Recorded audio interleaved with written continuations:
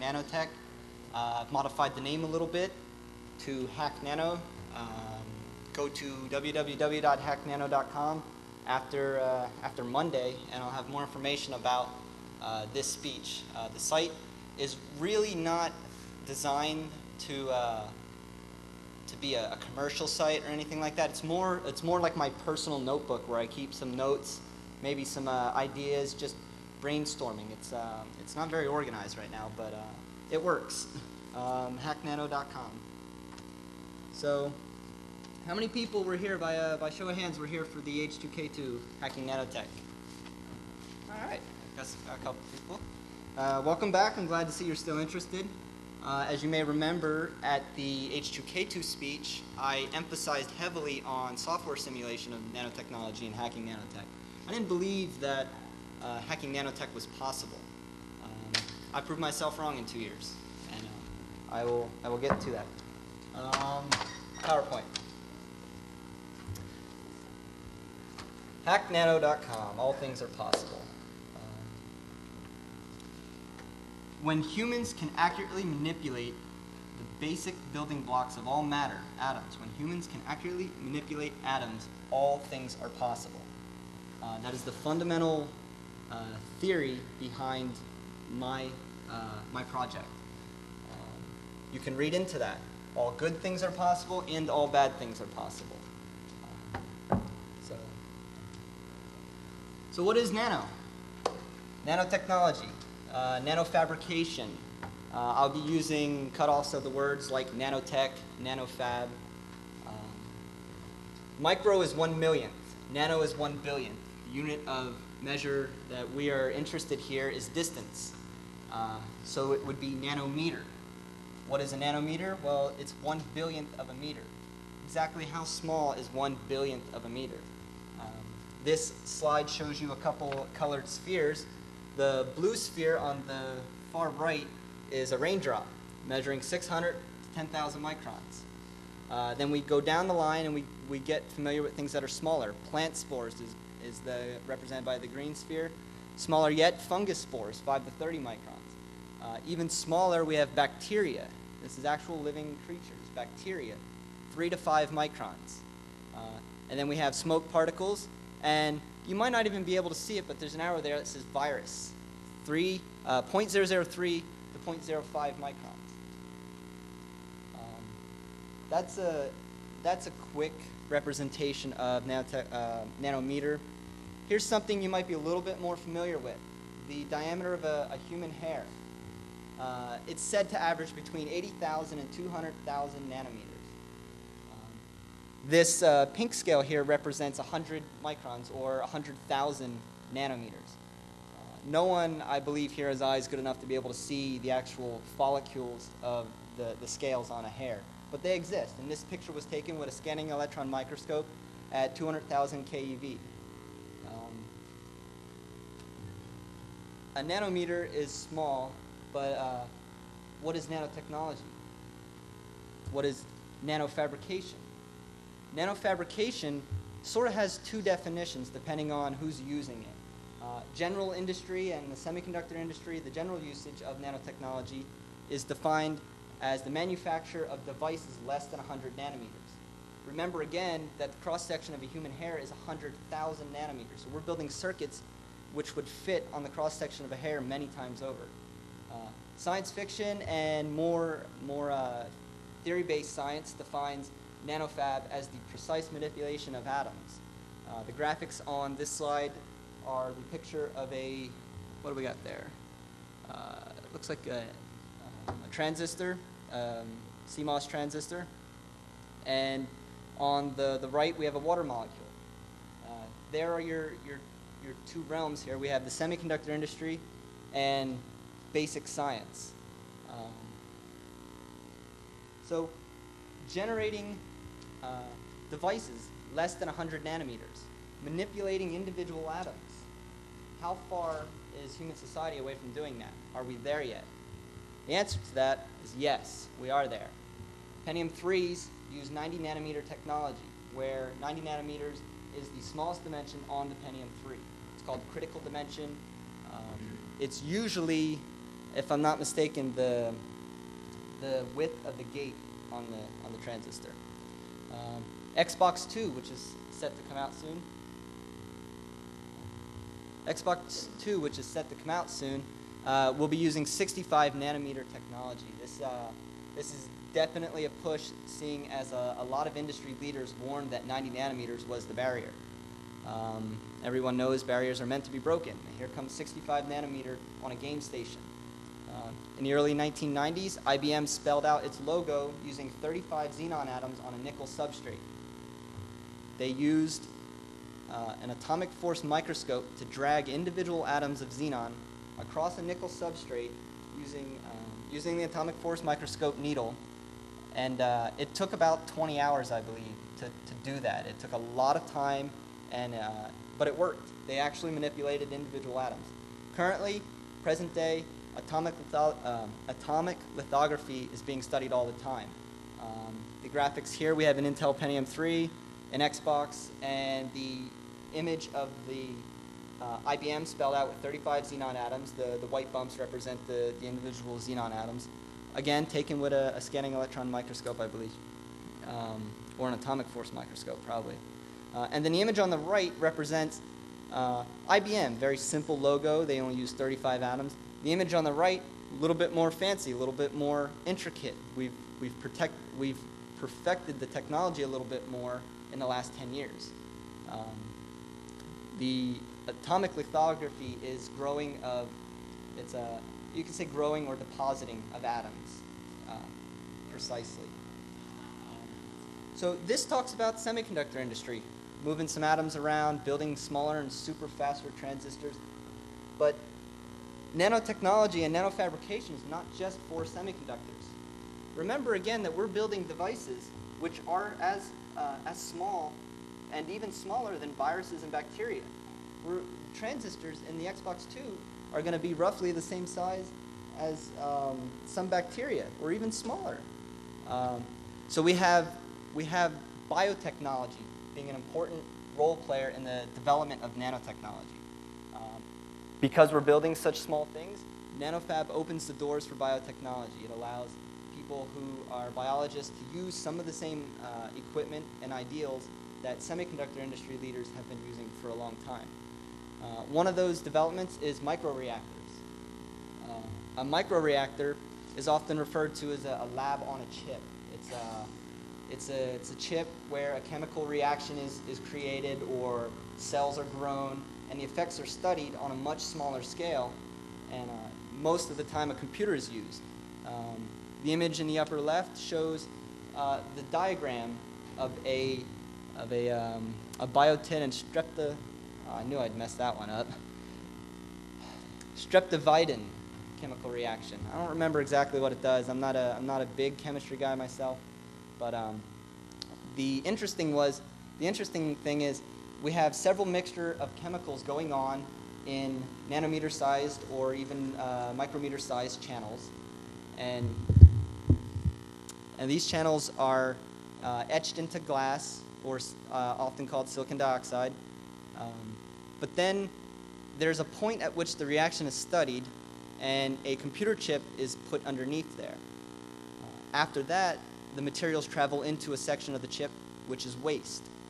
And that's pretty interesting because now you don't have to take test tubes which could contain milliliters and milliliters of chemicals. And you could mix them and you end up with liters or even more of waste material, stuff you have to somehow dispose of. This could be toxic. Using microreactors, we reduce the amount of waste material to a lot less. And also, imagine a company has spent billions of dollars developing a new cure for some disease, but they've only been able to develop several small vials of it. They have to put that drug, that new drug, which may be a life-saving drug, through an amazing gauntlet of tests to make sure it works. But they can't exhaust their supply of the chemical, or else they'll have to spend a lot more to redevelop it. By reducing the amount of expensive chemicals that are used, we allow it to stretch the budget. We can make drugs cheaper this way. Also, transporting a toxic chemical that must be used in a test becomes a lot easier. You don't have to transport a a liter of it on an airplane. You only have to transport maybe a small 6-inch box that contains the microreactor with the chemical already loaded. These are actual circuits here. In the upper right is a dime showing you a comparison of the microreactor. Those are channels etched in glass. The bottom left is a device made by a company called Nano. They actually produce these chips commercially, and actually they sell a separate computer. Those little dots are like pins on a CPU. It connects into a computer, and the reaction is studied by the computer sensor. So not only does nanotechnology have biotech applications and semiconductor applications, it also has medical applications. They're trying to build small robots. A blood cell is 10,000 nanometers across. We're building circuits that are 65 nanometers. We're not just building circuits anymore. We're not building transistors. We're building channels in glass. We're building tubes. We're actually even building gears, physical moving parts. Here's an obscure movie reference. Threw that one in there. That's actually the most colorful slide I have, I think. Inner Space was a movie based on the principle that a small robot is shrunken down and injected into his body, and you see the size of the robot in comparison to some of the things inside his body: blood cells, the bloodstream, organs, the stomach. But how far away are we from that? That technology, the manufacturing of small electromechanical systems, micro electromechanical systems, is MEMS. These are micron-sized machines. We're talking on a physics level now. They have gears, cantilevers, springs, flaps, rotating components, twisting components. Nanotechnology, or microtechnology, is a more appropriate term for this, but it's getting shoveled in with the nanotechnology aspect because it is so small, and it's things that are being designed in labs right now. In the future, it will enable small robotic devices the same size as bacteria, viruses, and cells. Also, MEMS is being explored heavily in fiber optic technology. The ability to move a flap or flex a mirror and deflect an optical beam allows you to create pure optical switches and routers. Something which right now I believe they convert to electrical and then back to optical to do. Pure optical routers and switches will make for a much faster backbone. So here's some more SEM pictures of some common stuff here. We got a red and a white blood cell. The red blood cell being on the left, measuring 10,000 nanometers. The picture in the upper left is a small gear and cantilever. You can see its scale there. I don't know if everybody can see it, but it's 50 micron, the white line. What is also pictured in that picture is pollen, which has fallen onto the cantilever section. You can see now that when you're working with this technology, you've got to have a clean environment. If pollen were to fall in this gear, it would destroy it. It's like throwing a wrench into a running V8. The picture in the bottom left is colorized. Most SEM, or I guess all SEMs, they do not take color pictures. So what you might find out on some internet sites when you do some research on nanotechnology is artwork. Some art students like to take SEM pictures and put color to them, make them look kind of high sci-fi and stuff. The item on the bottom right, I believe, is a combination lock that was developed, what actually functions and has a 3-digit code. It locks into a set position when you enter the code using an atomic force microscope and move the gears around. So it's kind of interesting. We're adding physical security on a micron scale. It makes it very more difficult to social engineer your way into this one. Products today which use nanotechnology. I did a little bit of research. I didn't look too hard for this, but these were some of the things I thought were neat that came up. Curad silver bandages use films of silver to promote healing. Silver is a great antibacterial agent, and it's naturally waterproof. Using nanofilms of silver, over a wound can promote healing. So Curad silver bandages are out on the market now, I believe. I haven't seen them in a store yet. In fact, the only thing I've seen so far on this was the Wilson tennis balls, but I'm not sure yet. Eagle One Nano Wax uses nanotechnology to create smaller wax particles. Now, why would you want smaller wax particles? When you have a scratch or a rough mark in your paint job, you want to be able to smooth that over and make it level again. The only way to do that is to make particles small enough that would go inside the crack. Eagle One Nano Wax uses nano-sized particles of wax which fill in the grooves. Other waxes today use larger particles which do not, and consequently do not hide the scratches as well. Wilson, who makes tennis rackets and tennis balls, they make a double-core tennis ball which uses a nanoparticle coating to trap the air inside the rubber, doubling the lifetime of the tennis ball. Any tennis fans here? Tennis balls are made out of natural rubber in order to get the authentic bounce of a tennis ball. The problem with natural rubber is that it dries out within, was it 2 months, 2 weeks? I forget if it's 2, but they doubled it to 4. I forgot if it was months or weeks. But natural latex rubber dries out. Using a nanoparticle coating, they were able to trap the air inside the rubber, keeping it from drying out and prolonging the lifspan of it. Without affecting the unique bounce qualities which tennis players have become accustomed to with tennis balls. I didn't realize the manufacture of a tennis ball was so critical, but it does make sense now. Nano Dry is a company which makes clothing. This clothing uses nano-sized particles to absorb moisture and prevent bacteria growth. I believe they're also using silver in this department. And another example of a clothing which uses nanotechnology are the new StainGuard Docker pants. I believe they use nanoparticles of Teflon woven in with the fabric.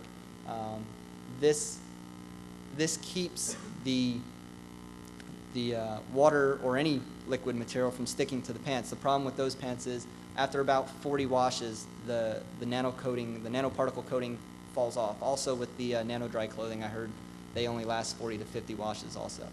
But those commercials that they show, the guy flipping all over in the car with his drink all over his lap and he gets out and it's perfectly fine, those are real. Those pants do work like that. It's pretty interesting. That's current nanotechnology. These are things that are being developed right now that already exist. These are things which are real. What is the future of nanotechnology? Idealistically, the cheap manufacturing of anything. Being able to build machines which replicate themselves before building the desired object allows you to create the object very cheap. All you have to do is build one, and it will build itself, and then build the object, and then disintegrate or extinguish itself. Using nanotubes, nanotechnology is really exploring the concept of materials with superior qualities. We're talking superconductivity, ultra tensile strength, maximum flexibility without breaking. Carbon fibers were once thought of as the great fiber which could do everything, bend any way and not break. Nanotubes are also made out of carbon, and they're being used in a lot of objects today, or a lot of research today to promote materials with better qualities. Building perfect steel which can flex at 180 degrees and return back to its shape without having any cracks. And quantum computation. This is a catch-all for ultra-fast computers. I mean, we're talking past 3 gig. We're talking the ability to store an immense amount of data on a small medium. That's the good side. That's the good side of the future of nanotechnology. Some of the things which have been shown to be dangerous outcomes of nanotechnology are real viruses. Remember, again, we are manipulating individual atoms. What is a virus? It's a special arrangement of proteins. What are proteins? A special arrangement of molecules. What are molecules? A special arrangement of atoms.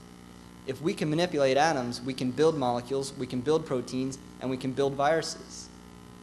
We can also manipulate an existing virus, take out a couple molecules of one type and put in a new one, move whole proteins around. You could create uber viruses, real viruses that, that exist in the real world. That definitely, I think, stands out as one of the great things that nanotechnology is capable of doing, but is also dangerous. Disastrous genetic manipulation. Being able to manipulate the genetic structure of any organism precisely allows you to create such crazy science fiction things like animals that are extremely bloodthirsty, or crazy stuff like that. But being able to manipulate the gene map of an animal allows you to create custom characteristics of it.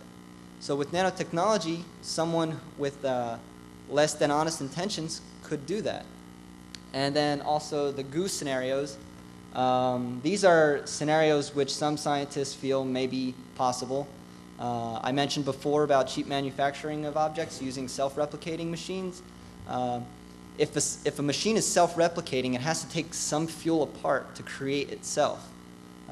If you did not design that fuel to be something which is unique, if you design the fuel to be something like sugar, a replicator could reproduce itself very quickly if it were let loose. There's sugar everywhere. But if you make a special fuel that it has to break apart to build itself, then you stem the chance that it could break loose. And what you have here is a situation where there is a constant, everything that the replicator comes in touch with, it is able to take apart and rebuild a new replicator, which then, of course, can take apart and build another new replicator. And what you have is a world ending up in a ball of green or gray glue. Also, green goo, gray goo, and blue goo, I believe, are the three main goo scenarios. Yeah, it's quite interesting. Personally, I don't agree. I've spoken to some PhD people about this because I thought it was interesting, and that's what I was told too, that it is kind of a sci-fi interesting thing, but there hasn't been enough research done on it yet to prove that it's a possible runaway cataclysmic event that could happen. So here we have the good and the bad, and we come back to the point: all things are possible.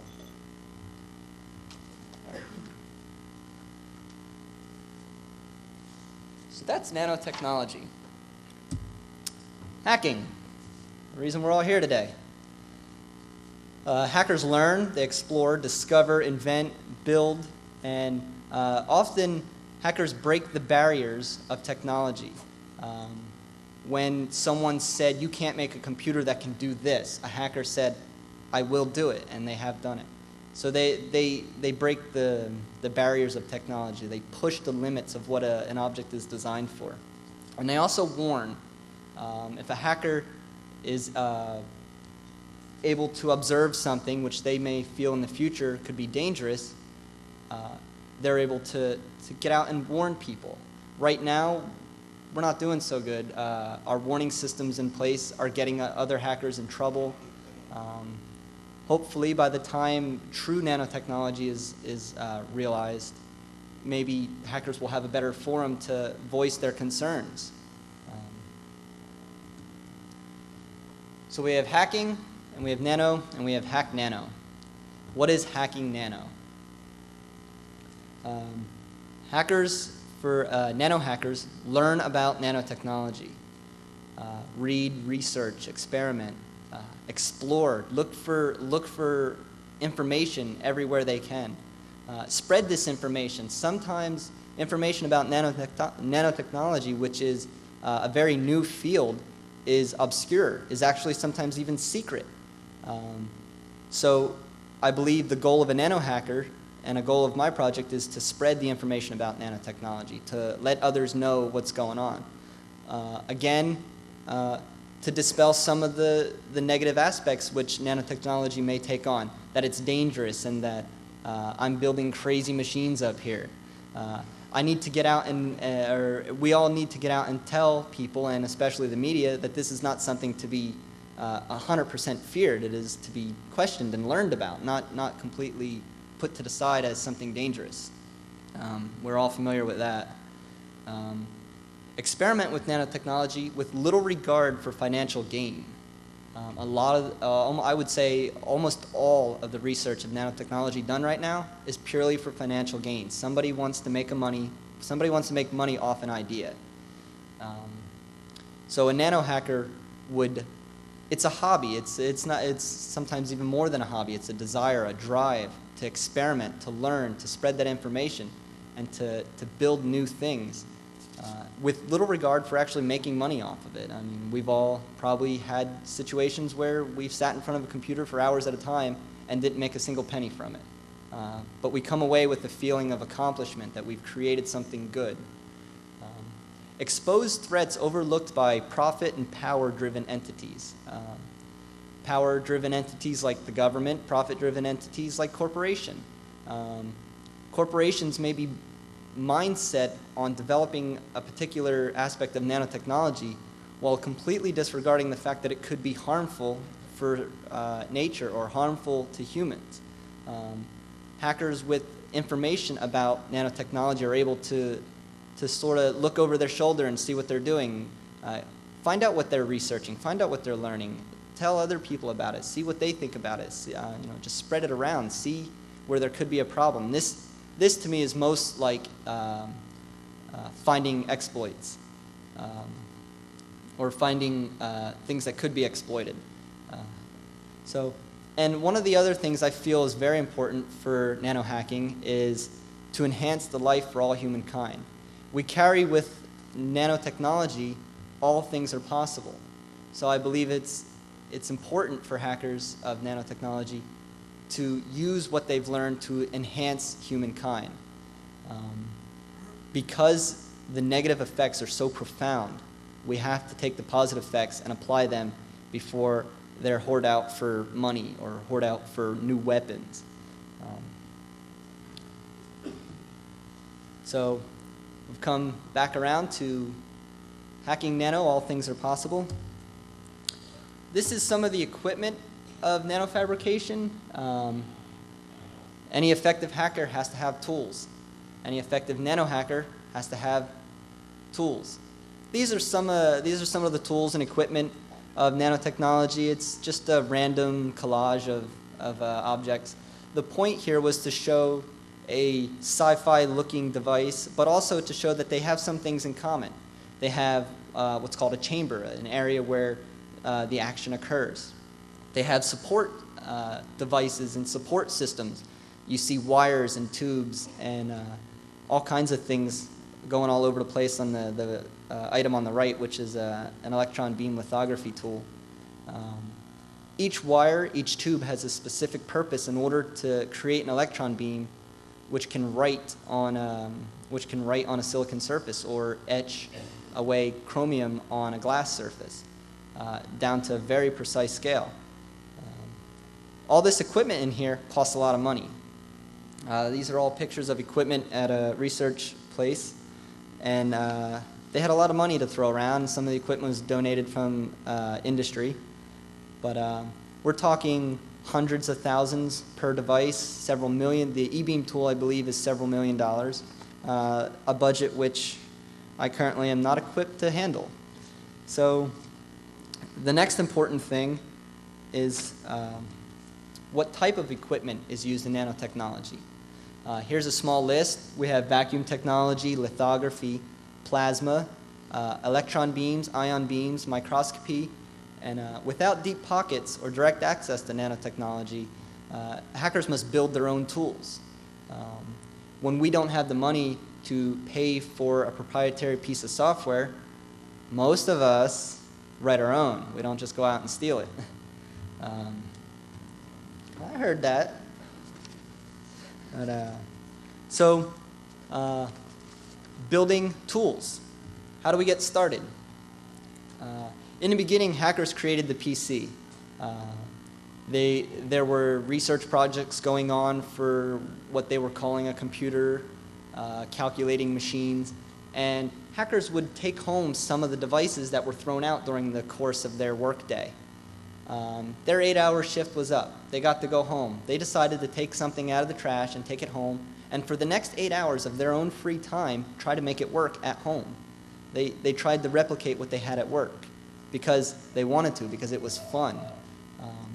They took obsolete or broken components home and fixed them. To hack Nano is to bring it out of the obscurity and the secrecy-driven government, profit-driven corporations, and academic institutions, and into your garage, into your basement, into your room. This slide with all that fancy equipment. Bring that equipment into your room. Become a garage engineer. Create that equipment and then use that equipment to build nanoscale devices. Garage engineers is a term a friend of mine had coined. I don't know if he made it up or whatever. It just happened to be the subject of a long chain of emails that we'd conversed back and forth. And so garage engineers with hacker mindsets can develop nanotechnology to new levels. This is breaking the barriers, discovering new things, pushing it to levels that it hasn't been conceived of. All right. How much time do I have left? All right, I got to get on to the demonstration. So start building tools. One of the main questions I was asked while working in my garage or working on my porch is, what am I building? I didn't really know how to explain that. I was just building something, which is a tool, but they wanted to know what I was going to make with it. It wasn't going to make anything until after I made it. So I had to build it first. I had to build the tool first, and now I need to think of what I want to do with that tool. So what are you building was a really hard question for me to answer sometimes. Some of the tools I feel which are reproducible on a budget for hackers are vacuum technology, plasma technology, and e-beam technology. I believe so because they're pretty easy to recreate and pretty easy to observe the effects of. Some of the things in nanotechnology don't have an observable effect unless you have equipment which you can see that. These things are things which you can see very quickly. And they're useful, and they're also fun, and they're cheap. Vacuum. Vacuum lowers the pressure of a chamber. I've built a vacuum pump using a household air conditioner compressor, plumbing supplies from a hardware store, and it creates an atmosphere with less chance of contamination for future processes. Vacuum doesn't really do anything by itself, but later on it will be useful. Plasma, it's the fourth state of matter. It's a highly energized gas. It contains neutrals, ions, electrons, photons, and many other things. Sometimes plasmas require a vacuum. The reason why plasma is important is because it can etch and also deposit materials on a nanometer scale or on a micron scale. An example of a plasma is fluorescent lighting. I'll get to that later. E-beam technology. Where can we get e-beams quickly and easily? It's a beam of electrons accelerated towards a target. If anybody is into electronics, a quick, dirty e-beam to get real fast is a black and white TV. It's a single e-beam. A cathode ray tube is an electron gun. We do have to make some serious modifications to a TV in order to get it to become our e-beam tool and have control over where it moves, because a TV uses scanning and rastering to generate the image. What we desire is a single dot that we can scan and raster ourselves. And vacuum is definitely required for electron beam. Got some links here. You can go to hacknano.com after I get home from this event, and I'll have the full presentation up on the internet. So that's that. On to the demonstration.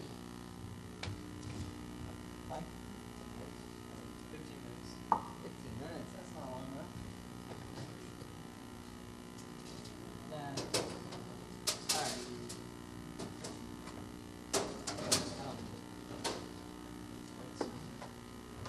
No weights yet. Keep going. All right. This is the Hack Nano mobile lab, a device I started creating beginning of the summer. It's a little red tool cart I didn't pay very much money for, and I've started to modify it greatly in order to become a medium for me to do my experiments on and build my tools.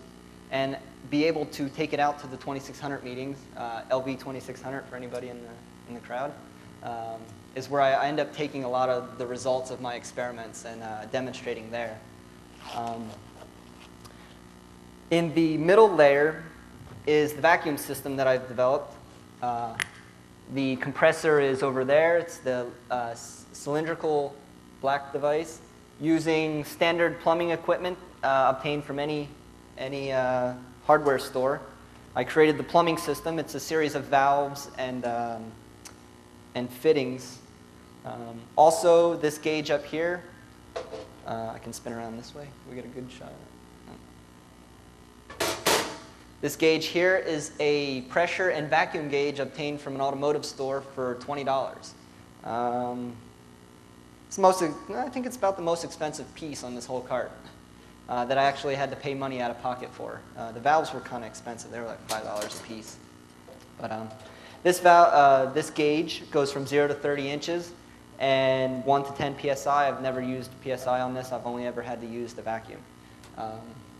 A demonstration of vacuum technology here will be that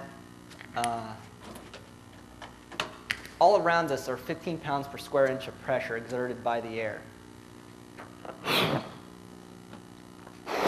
Inside this balloon and outside this balloon is 15 pounds per square inch. Using a vacuum, I can remove the air. That's kind of big.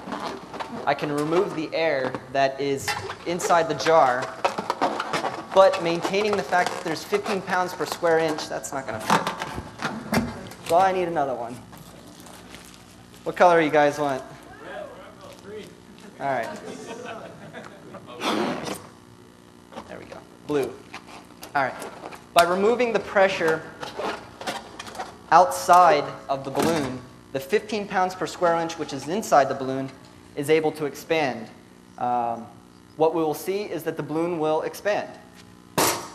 Using a series of plumbing supplies and the compressor pump from an air conditioner, which take to an air conditioning serviceman to have vented. Do not cut an air conditioner apart and bleed the nasty chemical straight into the atmosphere.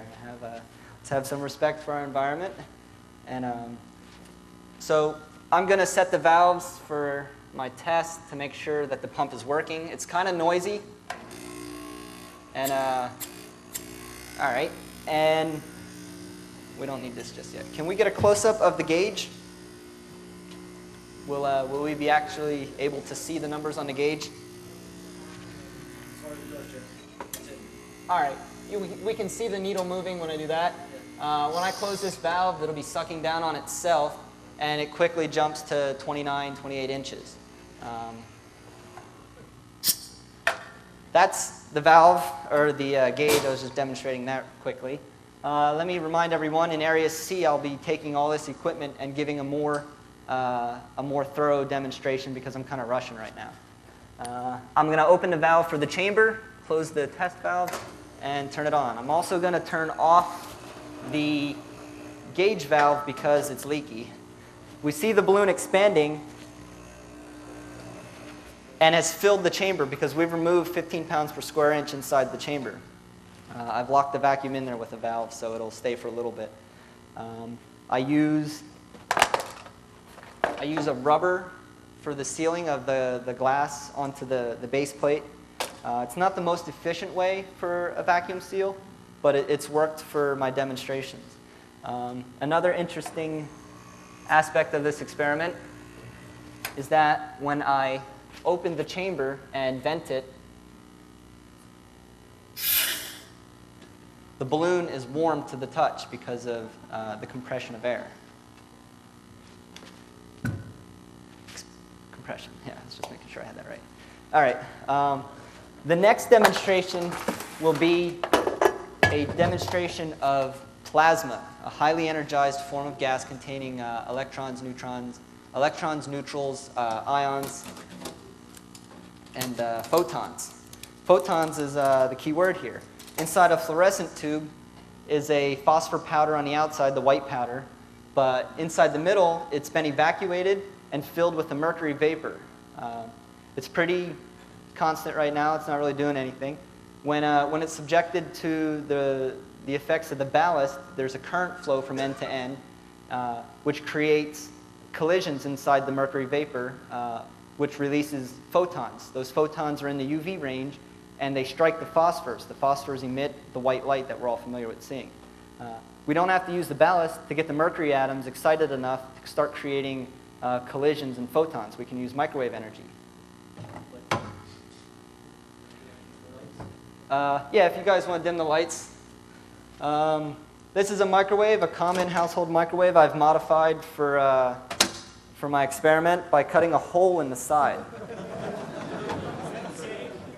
No, this is not safe if you do not know what you're doing. I've had many hours of conversations with a microwave engineer, and he's explained to me some of the safety precautions of doing this. I actually wasn't going to do this experiment today, but I've decided that I would, because he reassured me that it is pretty safe and the power levels we're working with are relatively low. Oh yeah. Now, you need filaments inside a fluorescent tube in order to get the plasma to strike, because the filaments emit the electrons which start the collisions inside the mercury vapor. This tube's been burned out. The actual filaments in here are vaporized. They're fried. They're black powder on the ends of this tube. But the mercury vapor inside here is still good. So by using a burned out tube, we can demonstrate that the filaments are not necessary. Some safety precautions about microwaves. Safety first. I mean, in everything you do, safety first. Safety about a microwave, don't stick your hand in it. Don't rig the door to open with the microwave on, or don't rig it so that the microwave can work with the door open. Soft edges, no sharp corners, no points. I have a square cut opening. I don't know if the dimensions are accurate, but I'm not a microwave engineer. First thing I have, oh, and don't touch anything in here because it's very dangerous. Many thousand of volts.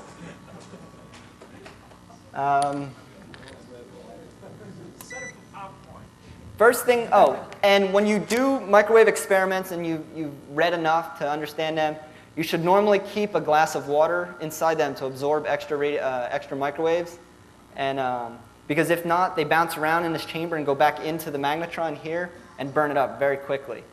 This experiment will be very short, and I've determined that the water absorbs too much of the microwaves to not give the full glowing effect. So, and plus this microwave I picked up a couple days ago, so I can afford to lose it. Oh yeah, it's fine. First thing I'm going to do is set the clock, because this thing is stupid and needs the clock set in order to cook. Then I'm going to set cook time. And it's not going to run for very long. I'll do it a couple of times in a row so that people can get some pictures. The danger here is that we vaporize the filaments that are in there, creating a positive pressure inside the tube and exploding the glass. That does happen. Do not put incandescent lights inside a microwave. I haven't tried it yet with a fluorescent. So do not put an incandescent light bulb in a microwave and turn it on. It will vaporize the filament, creating a pressure and exploding the glass. And it's very loud. All right. I got it. All right. No, I got it. All right. Is everyone ready?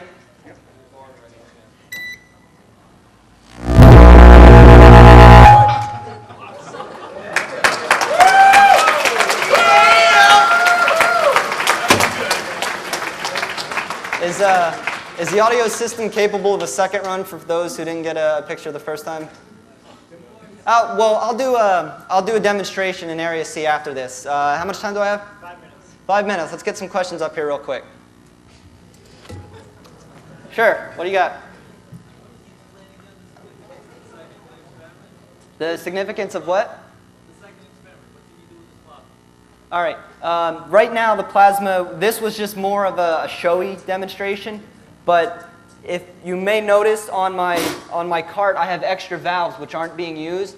Later on, I'll be injecting gases through there, nitrous oxide or carbon dioxide, which are too easy to obtain gases. So I don't have to use a mercury vapor. I could also use a nitrous oxide vapor. So I can fill the chamber with a gas, and then using another microwave mounted close to the chamber, or even just electronics, electricity and electrostatics, I could create a plasma. This plasma doesn't really do anything except for light up the light using the photons, but if I were to ground a target, positive ions would bombard that target and etch it. I could also have special species of gases which would create precipitation and deposit layers of chemicals on a target. So this was just to demonstrate that what a plasma is. Here it is. I was touching it. You can do that on the cart. I just haven't got there yet. Sure. How do you control the etch? All right, etch rate is the key word there in plasma technology. That's controlled by the power of the microwave, but more importantly by the voltage and the polarity of the target. Also, the pressure chamber creates an important factor in how fast an object, or how fast a plasma etches or deposits. That's why vacuum is the first thing I attempted to do. One, because it was completely safe in my opinion, and two, it's very important. I would consider it the most important aspect of nanotechnology is having a vacuum, a good vacuum. Right there. Could you go into a little bit more detail about what needs to be done to a cathode ray tube electron gun to make it useful for etching? To make an E-beam out of a black and white TV, take the TV apart. Please make sure it's unplugged. Take a screwdriver and rub it across the back of the circuit board, or directly short out the main capacitor in there, because we're talking thousands of volts again, which will kill you. After you've had those safety precautions achieved, take the deflection coil, which is the winding of copper on the back. Sometimes it's glued on there, sometimes it's clamped on there. Break that, or don't break it off, but pull it off. You can't disconnect it because it's used in the circuitry to generate the beam. So just pull it off and set it to the side. Now you have a single dot. Turn your contrast and your brightness down to a minimum, and then turn it back up so you just have a small dim dot, or else you'll burn the phosphor screen in the front. The next logical step would be to break the screen, get the cathode ray tube, the E-gun out, and reassemble it inside a vacuum of your own. The cathode ray tube is a glass vacuum. It's been pumped out. Reassemble it on your nano cart, and pump it down and turn it on and see what happens. Also, if you're careful while breaking the TV screen, do that. There's a small nub on the back of a TV screen. If you tap it, it will vent it safely without imploding it. But after that, use a hammer and some protection. Smash the screen and save a portion of the phosphor-coated screen. Set that in front of the E-beam, and you'll be able to tell when you've actually created an electron beam, because they're invisible. Also, to detect a plasma, break a fluorescent tube outside. Don't break fluorescent tubes inside, because they do contain mercury vapor, and the phosphor coating is carcinogenic. Save pieces of phosphor-coated fluorescent tube glass and keep them inside your vacuum chamber. If you have a plasma which is generating photons, it will light up. Last question? Why black and white TV? Why can't you do color? I chose a black and white TV for simplicity. A color TV has 3 electron guns in it. I'm not a real big TV repair guy, but I do know that messing around with one circuitry is much easier than messing around with 3 circuitries. So that's why I decided to go with a black and white TV. You could very well use a color TV and only use one of the colors, or combine all 3. But by using one, you simplify the design a lot.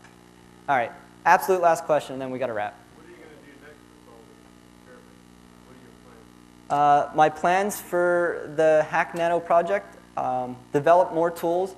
I'd like to develop an atomic force microscope. And one of the major goals I have set for this project is to recreate the experiments from IBM, Don Eigler at IBM, who spelled IBM using xenon atoms and an atomic force microscope.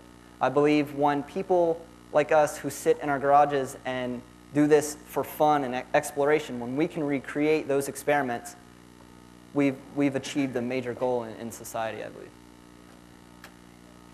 All right, so Area C in a little bit, and I will do this again, maybe have a more personable, hands-on, more personable demonstration of my equipment.